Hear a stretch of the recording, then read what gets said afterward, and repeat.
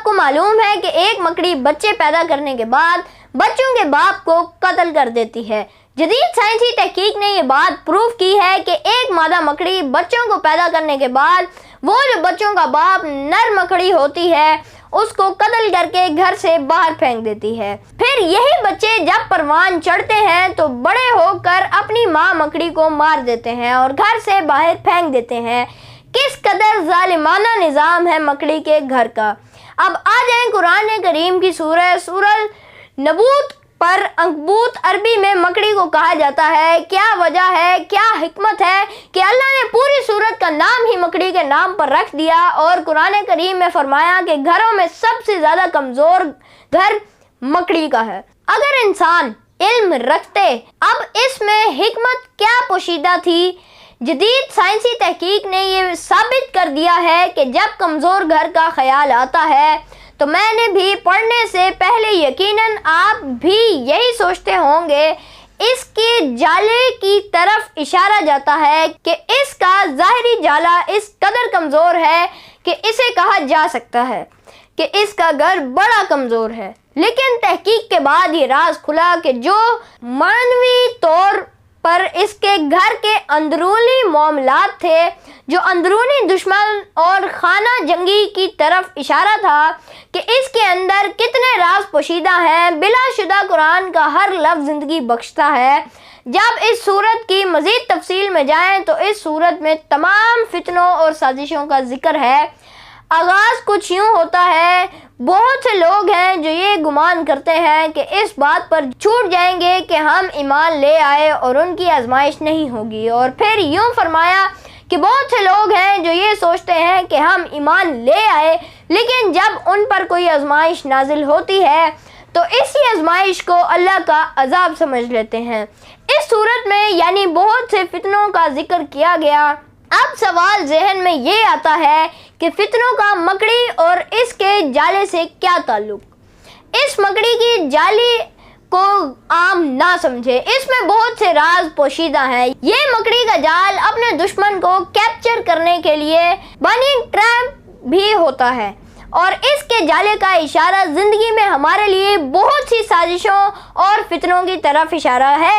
کہ یہ زندگی اسی طرح الجھی ہے جس طرح ایک مکڑی کا جالا اور مکڑی کی اپنی زندگی، جس کے بارے میں آپ کو بتا چکا ہوں۔ اب سورہ نمل کی طرف چلیں، یعنی قرآن کی ایک جو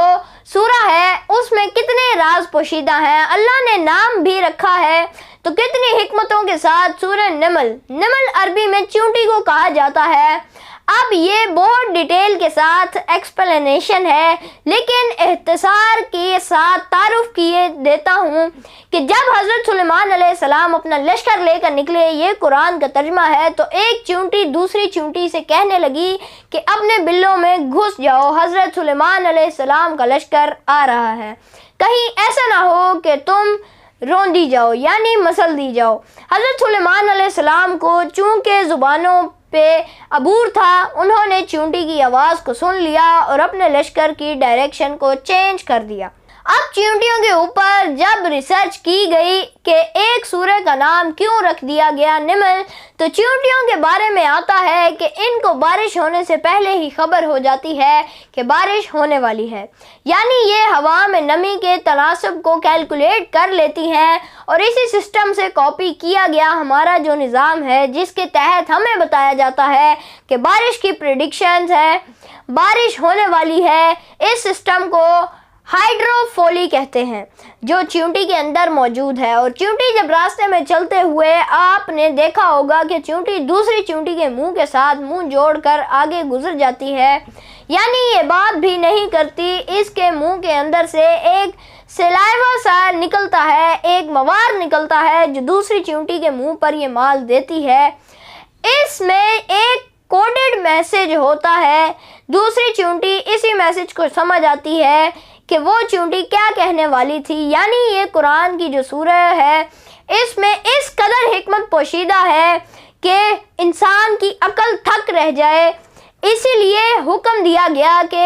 غور و فکر کیا کرو، غور و فکر کے ساتھ قرآن کو پڑھا کرو۔ لیکن ہمارے معاشرے میں ہمیں بچپن سے یہی بتایا گیا ہے کہ قرآن کو پڑھنے سے ثواب ملتا ہے، ایک حرف کے بدلے 10 نیکیاں ہیں، اتنے پڑھیں گے تو اتنا ثواب ہوگا۔ علماء حضرات ہمیں یہ تو بتاتے ہیں کہ حضرت یوسف علیہ السلام بہت حسین تھے، لیکن یہ نہیں بتاتے کہ وہ کون سی معاشی پالیسی تھی کہ 7 سال مصر کو قحط کا سامنا تھا، لیکن ایک بھی بچہ بھوک سے نہیں مرا۔ ہمیں یہ تو بتایا جاتا ہے کہ حضرت سلیمان علیہ السلام کو اتنی دسترس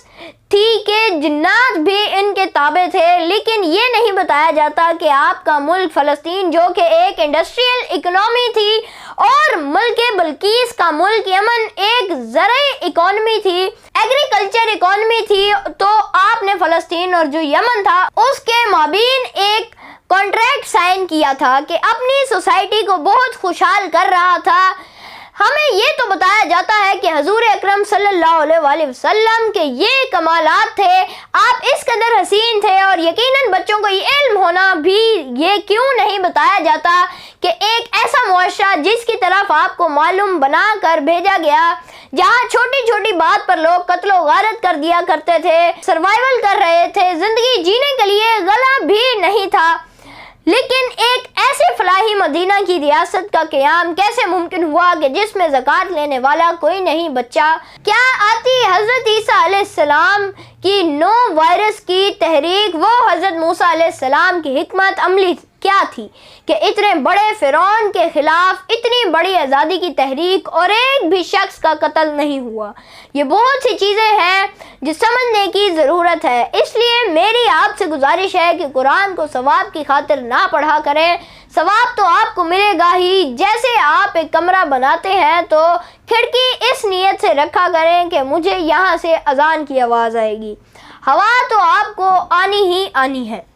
آپ کو نیتوں کا ثواب ملے گا کہ میں نے قرآن کو سمجھنا ہے، پھر اپنی زندگی میں اس کو امپلیمنٹ کرنا ہے۔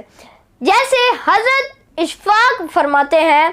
کہ اگر کسی فیصلے کی گھڑی آ جائے، نوبت یہاں تک آ جائے کہ آپ کو قرآن پہ ہاتھ رکھ کے فیصلہ کرنا پڑے، تو پھر قرآن پہ ہاتھ رکھ کے فیصلہ نہ کیا کریں، قرآن کو کھول لیا کریں، آپ کو قرآن بتا دے گا کہ فیصلہ کیسے کرنا ہے، تو اس کا ایک ایک لفظ انسان کو زندگی بخشتا ہے۔ جب آپ سمجھ کر پڑھیں گے تو پھر یہ آپ کی ذہنوں پر بھی، آپ کے اصحاب پر، آپ کے دلوں پر بھی اثر کرے گا۔ اقبال کہتے ہیں، تیرے دل پر نہ ہو جب تک نزول کتاب گراں کشا ہے، راضی نہ صاحب کشاف جب تک یہ قرآن تیرے دل پر نزول نہیں کرتا، تب تک تو تفسیر رازی کا مطالعہ کر، تفسیر کشاف کا مطالعہ کر، تجھے کچھ سمجھ نہیں آئے گا۔ آپ سوچ، ہمارے معاشرے میں جب کوئی مرنے کے قریب ہوتا ہے تو روح اٹک جاتی ہے، تو کہتے ہیں اس کے سرہانے سورہ یاسین پڑھو تاکہ اس کی روح آسانی سے نکل جائے۔ وہ قرآن جس سے ہم نے زندہ رہنا ہے اور جینا سیکھنا تھا، ہم نے اسی قرآن سے مرنا سیکھا۔ اللہ کریم سے دعا ہے اللہ ہمیں قرآن کو صحیح معنوں میں پڑھ کر بھی پھر تحقیق کر کے سمجھنے کی توفیق عطا فرمائے اور اس پر عمل پیرا ہونے کی بھی توفیق عطا فرمائے۔ بہت سارے پیار، سلام بخش۔